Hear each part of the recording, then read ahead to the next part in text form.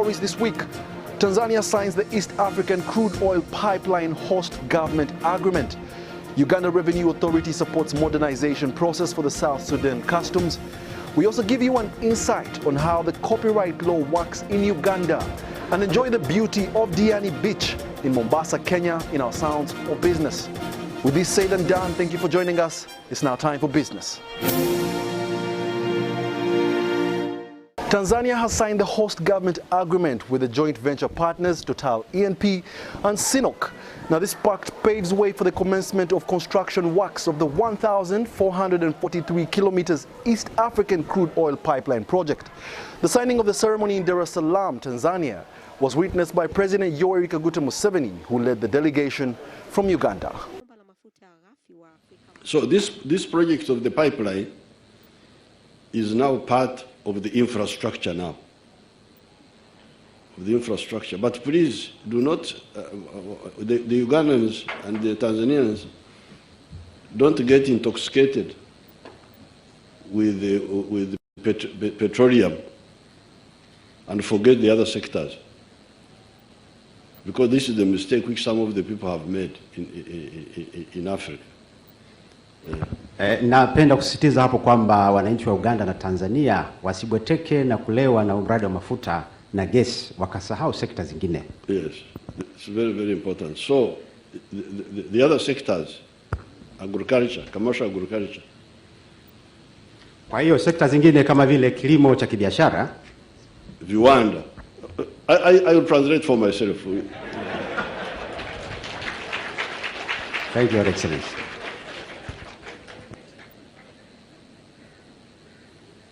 Kwa hiyo zile sekta zingine sasa zitasaidiwa na haya mafuta. Hivyo basi napenda kutumia fursa hii kuwashukuru sana na kuwapongeza wote walioshiriki katika kufanikisha majadiliano na kusainiwa kwa mikataba niliyoitaja. Walitambulishwa mapema, tunawapongeza tena kwa mara nyingine. Shukrani za pekee na pongezi za pekee ziende kwa mtangulizi wangu hayati Rais Dr. John Pombe Magufuli, ambaye alishirikiana kwa karibu zaidi na Mheshimiwa Rais Museveni katika kuhakikisha mradi huu unatekelezwa. Na mimi nimekuja kuendeleza pale walipoishia. Nazishukuru na kuzipongeza pia kampuni za Total na Sinok ambazo zimeonyesha dhamira ya dhati kutekeleza mradi huu.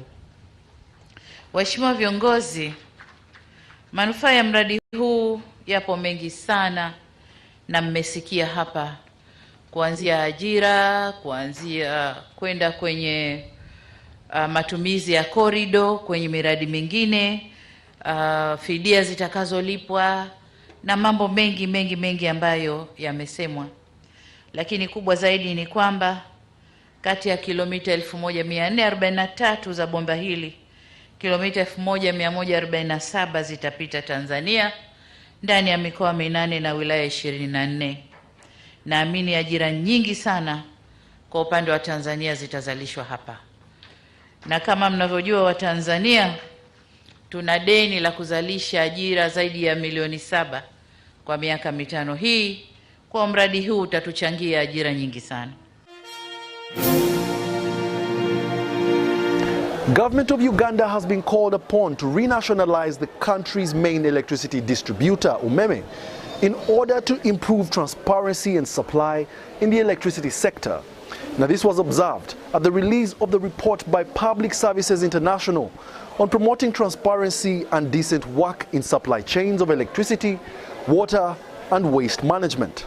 A report on supply chains in electricity, water and waste services in sub-Saharan Africa shows that Uganda's public-private partnerships in the energy sector seem to affect the quality of services. What affects their functioning is basically the corruption and lack of transparency.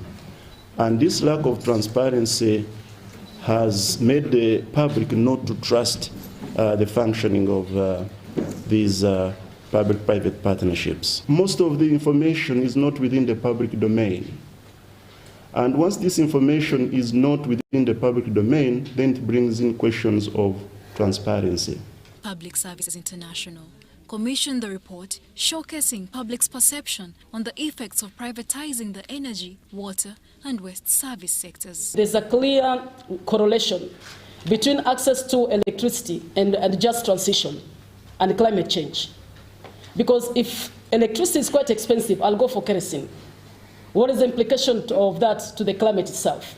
With Umeme's concession ending in 2025, the government of Uganda has been urged to renationalize the power distributor. So the trade-off between profit maximization and the social aspect of this good must be discussed. Because even if you change the clauses, the question is, will you be able to reduce the tariff currently from 700 shillings to maybe 300? And for me as a Umeme, will I be making profit? Because my work as a private actor is to maximize the shareholders' wealth. In May this year, at the Umeme shareholders' annual general meeting, the chairman, Patrick Bitature, clarified on power tariffs. The tariff is set by an independent person, the regulator, who oversees all of us, Electricity Regulatory Authority. We do not set the tariffs. Again, I repeat, we do not set the tariffs. It is set by the regulator who has visibility of everything that's happening in the sector. Without their signature, nothing happens. If we make an investment without the authority of the regulator, we shall not be reimbursed our investment. Over the past 12 years, an estimated 1.2 million customers have been connected onto Uganda's power grid, with the distribution efficiency increasing to 83%. Charlotte Amuge and Robin Yoso for UBC News. Uganda Revenue Authority is supporting South Sudan National Revenue in modernizing its customs. Through the Harmonized System Code Phase 2 project, supported by JICA, South Sudan is being assisted to upgrade its customs procedures and processes to international standards. In South Sudan, the project will help strengthen the functions of the harmonized system units, improve the operational capacity of customs officers and clearing agents based on appropriate tariff rates. Now, the harmonized system code is that all goods which are traded in the whole world are classified according to what we call a harmonized system code, HSC code. So you'll find like chapter 1, those are live animals. And then up to chapter 97, so they start with raw products, a live animal, and they end up with the final product of an animal. It can be a shoe.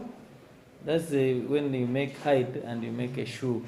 So South Sudan did not have that. Uganda Revenue Authority and the National Revenue Authority of South Sudan are collaborating in fast-tracking the implementation of the project.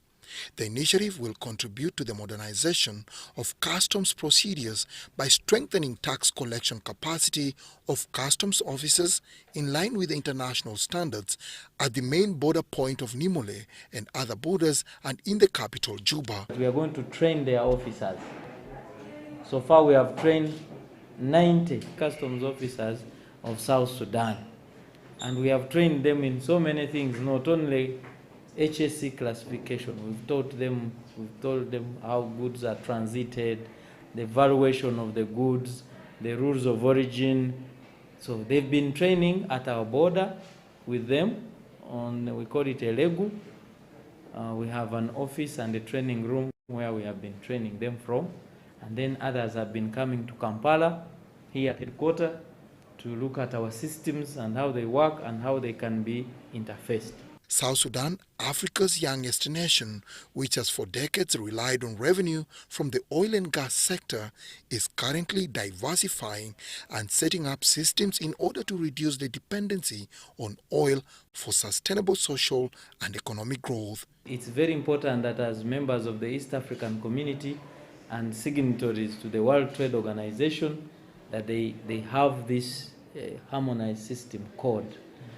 And that's why Uganda, as a neighboring country as usual, we have partnered with South Sudan so that we support them in capacity building activities, to support them in this endeavor.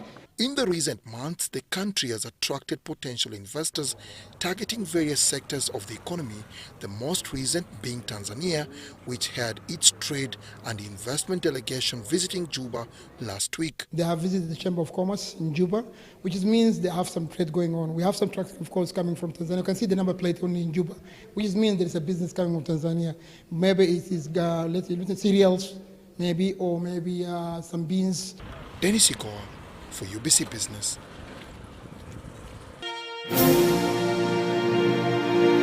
The ignorance of creative artists in Uganda about the copyright law is challenging their potential to earn sustainable revenue from their works. Considering the number of investments put into creating works, it is prudent that creative artists understand and utilize the available technological and policy opportunities. In this part series, we sought to find out to what extent the copyright law will solve challenges in Uganda's music industry. For more than 8 decades, the largest number of musicians in Uganda have been primarily earning off live music shows or concerts, as opposed to royalties, the earnings that come from using an artist's musical work in any value chain that requires it. However, it took the 2020 COVID-19 lockdowns for most musicians to acknowledge the value of an organized policy-led music industry. This entire situation has been a wake-up call for musicians because things like streaming, the whole music business in general, is something we had ignored. There are so many artists who didn't have that knowledge, who didn't know, how do I get my music on these platforms, or if it's there, how do I earn? In Uganda, the Uganda Communications Commission and the Uganda Registration Services Bureau are the main policy stakeholders responsible for enforcing the copyright law. But to what extent is it applicable to the music industry today? The principle of copyright and content is that you cannot use content without getting authorization from the owner. Okay, that is just the basic principle. And once that is not respected, then you go into the realm of copyright infringement, which will require the legal system to come after you. Okay, so the first thing is that before you use any content, there has to be authorization from the content owner. The value chain in the music industry starts from the composition of the lyrics and the melodies of a song by the writer. It is then produced in the studio by a producer. At this stage, all parties must agree on who owns the song. Thereafter, the owner ought to copyright the song at the URSB before handing it over to any distributor or broadcaster. This ensures that they have full economic rights of the song. The whole system of copyright ends up in money. It's commerce. Copyright is an economic law. It is not really so much of an ownership law. Ownership is a means to an end, to that end, that these people have to make money. Okay, that is what we are looking at. That is what the economy looks at. That is what the whole framers of the copyright doctrine look at, that we are all looking at money somewhere. To earn money off a copyrighted song, an artist must be registered with a licensed collective management organization that is responsible for collecting musicians' revenue from all parties that use this music commercially. Imagine that somebody who has over 100 songs. How do you monitor the usage and how do you collect usage from that? So our role as UPRS is to go out there and represent the artists and collect from commercial users and put that money in a kitty, and then we distribute to them, the artists, the owners of the works, every so often. Broadcast houses, the largest consumers of audiovisual musical works, have to a greater extent been faulted for undermining the copyright law and being the biggest blockade to enforcing revenue collection. Nowadays things have changed. You go to radio stations, you go to TV stations, wherever you meet, at least they want kitu kidogo, something small. You need to like put something there. There is a time came where we'd actually determine the tariffs. The tariffs to say that these are the tariffs to be paid. And those tariffs, together with the collective management organization, they were supposed to be channeled through the collective management organization, and it was supposed to distribute them. But I think there is still a failure in broadcasters that they are helping. There is that sense, you know. In 2019, UCC set out to enforce on broadcasters a 70% local content quota, which saw more Ugandan musical content on both radio and television. However, did this mean more revenue for local musicians? In the next part series of this story, we delve deeper into how the 2006 copyright and neighboring rights law can be used by artists to grow professionally. Wadulo Mark Arnold, UBC News. The Stanbic Business Incubator and Pure Grow Africa have signed a memorandum of understanding in a bid to contribute to the development and sustainability of the agribusiness sector in the Albertine region. The MOU signed in Hoima District is geared at improving the quality of high-value crops and livestock for local content provision in the oil and gas industry, local consumption, and for export. The Memorandum of Understanding signed by Pure Grow Africa and the Stanbic Incubator Hub in Bujumbura, Hoima District is geared at enhancing the production of high-value crops and livestock for local consumption and for exports. For a few years, Pure Grow has been focused on dealing with the farmer directly to provide market, not only for export. Actually, our biggest market is the local market. We supply to what you call the premium hotels, the premium supermarkets. Their consumption doesn't stop, and we go even to the local markets, but supplying quality product. So when we talk about quality, we are not only talking about quality for export. We are talking about quality for what our local people eat in the general markets. Going forward, the agro, micro, small and medium enterprises that have been empowered and trained at the incubator will have ready market for their produce. As the country enters into the development phase of the oil and gas sector, this initiative is seen as a great step in the right direction for the farmers in the Albertine region. And think about it. When you think about the number of new people coming into Hoima alone, Hoima today cannot sustain 500 quality people staying in an ideal hotel today. When that time comes, it's going to be a huge problem. But if that is the problem with hotels, imagine what it could be for food. So the food thing now becomes a more critical one, and that's something that we need to address. And we want to emphasize that having local content stories is very important, and the best way you can localize a story is through agriculture. The training the farmers are getting is going to enable them produce at low cost, handle whatever they have produced, and deliver them to the market with high quality. And quality has been a key challenge for all of us, but now here you can see they are being taught on how to have the quality right, and that is very, very important. Over 1,000 farmers have so far been trained and successfully introduced into the money economy. So in this small area, a farmer is able to harvest 120 chicken every month. Mogeroa Washington, the project manager at the incubator, says the demonstration farm has changed farmers' mindset and attitude towards commercial farming. These maggots play a very major role in a farmer's life. How they act as feed for anything. It can be chicken, it can be fish, or it can be pigs as well. And the funny bit is, these maggots are made from the animal waste. For example, the chicken dung is extracted, or the pig dung, then out of it we get the maggots. After getting the maggots, we use them to feed that very animal, either the chicken, the pig, the fish. Yes. The two entities have devoted to build the aspects of food quality, safety and traceability direct from the farmer to the final consumer. Dennis Igoa for UBC News.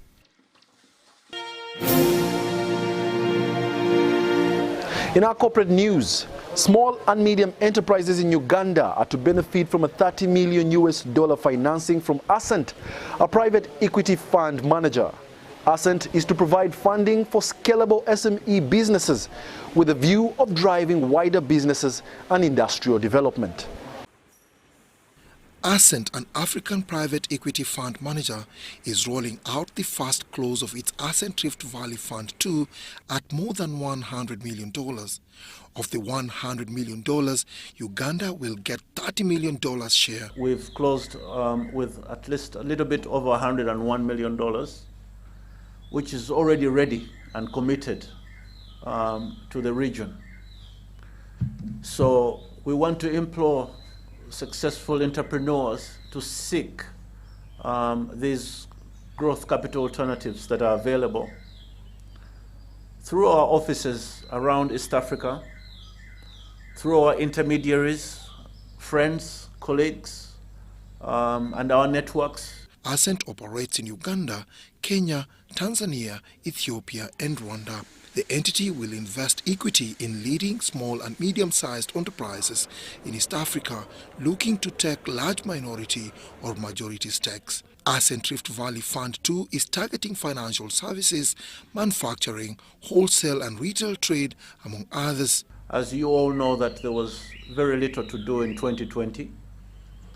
But despite that, they believed in the success of good entrepreneurial East African businesses. As you all know, we're lucky that we're in the part of Africa that has registered growth despite the pandemic. In different sectors, we've seen some growth, although in some other sectors also we've seen difficulties.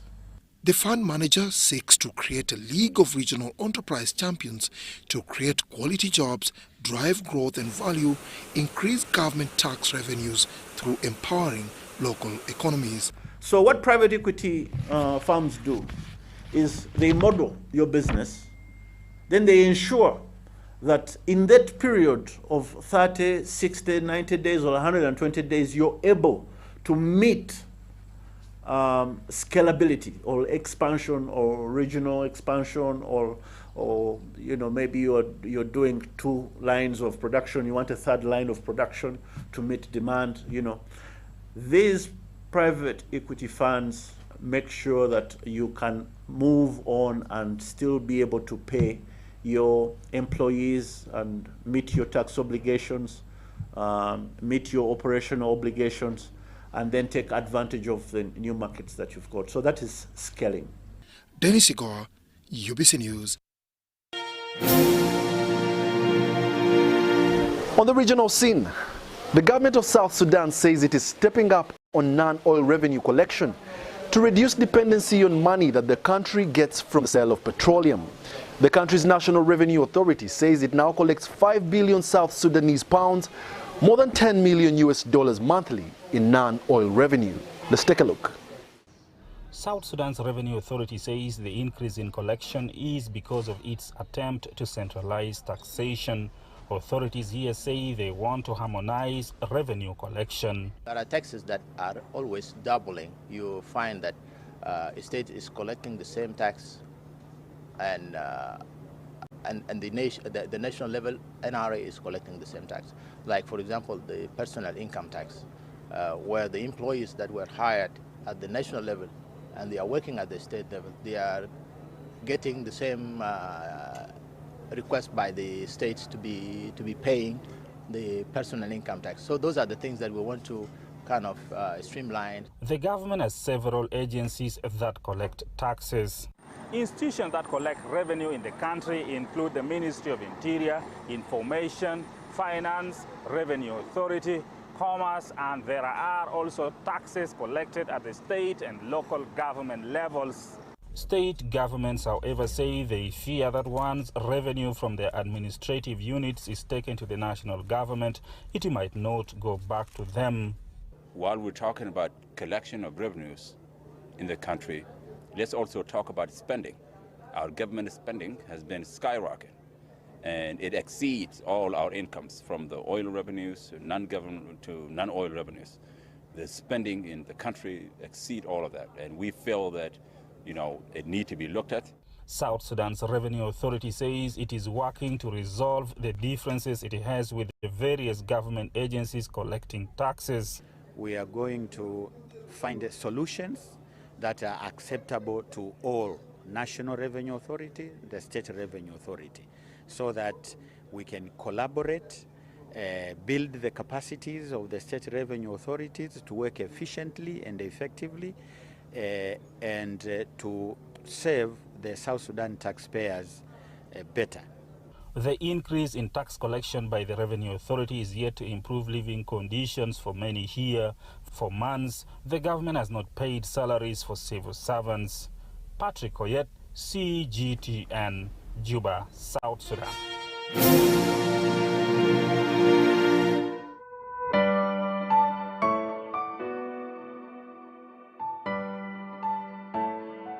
most of the roads in the Kampala City Council area have really outlived their usefulness. That's why you find even patching up doesn't make sense anymore on most of them. You patch up in one area, then the pothole pops up in another, you patch there, then pops up in another. So the solution really is to have most of them overhauled.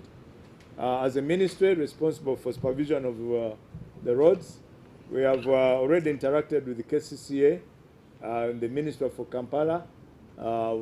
We are preparing a cabinet paper where we want to cabinet to come up and we agree that we have a deliberate response to the roads in Kampala.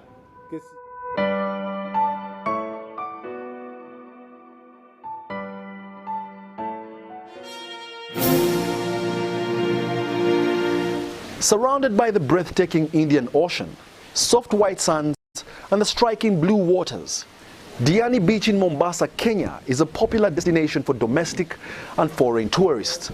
Enjoy the sights and sounds of Diani Beach in our Sounds of Business.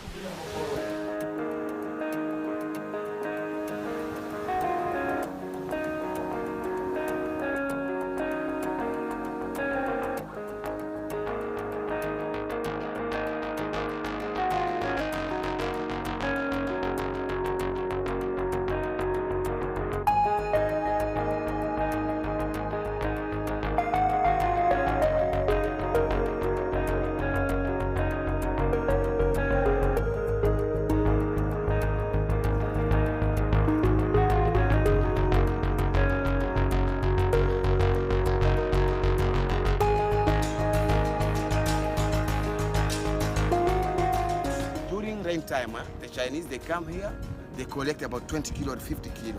They take to Mombasa fabric, they cut, they take everything out, they dry to the sun. 1 week or 2 weeks, they make a sole of diving shoes. Sole of diving shoes.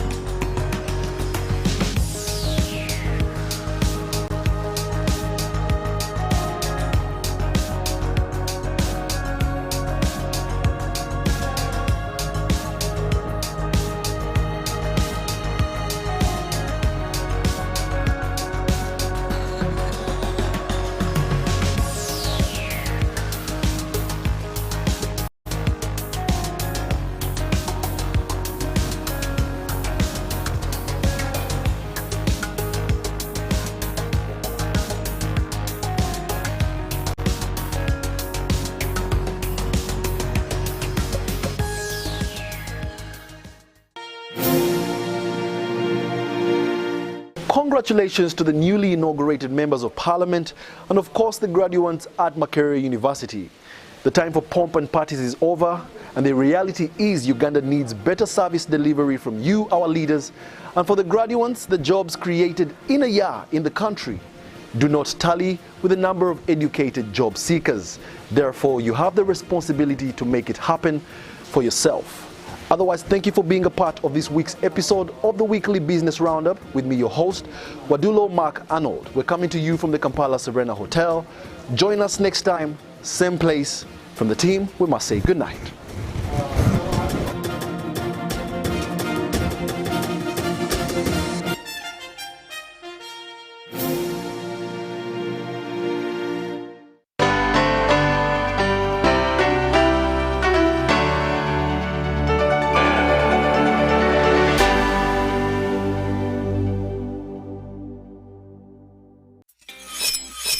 We've cut and reduced our MTN Momo withdrawal rates. Now you can withdraw mobile money at the lowest rates. You also get MTN Central Points when you deposit, send, and withdraw MTN mobile money. Visit our Momo agents countrywide and